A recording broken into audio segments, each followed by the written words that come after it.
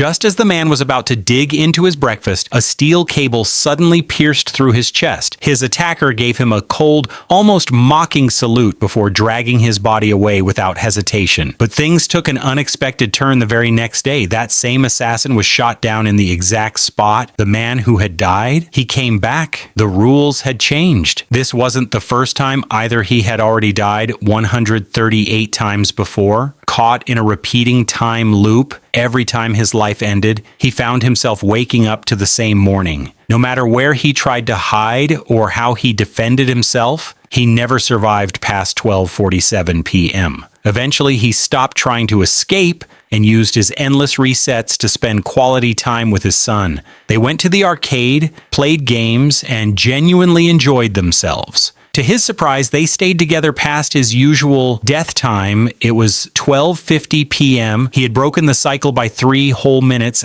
That's when he realized he was being tracked. He remembered being in the basement. Maybe the signal had dropped there, which is why they couldn't find him. But by the time the thought clicked, it was too late. The assassins were closing in. He gave his child one final hug, saw the love in his eyes, and though he died again, he felt something different. Peace. On his 146th loop, he managed to capture one of the attackers. He tried to get answers, but the man refused to talk. So he turned to a friend who worked in surveillance, who told him something important: trackers are often hidden in dental implants. That's when he remembered the dental procedure he had undergone just the day before. He rushed into the bathroom, grabbed a bottle of alcohol, and began pulling out his own teeth, one by one, until he found the tracker. With that device, he set a trap and began eliminating the assassins, one after another. Now confident, he prepared for the final showdown. He drove straight toward the enemy compound. The first run ended in fiery defeat. But on his second attempt, he changed tactics.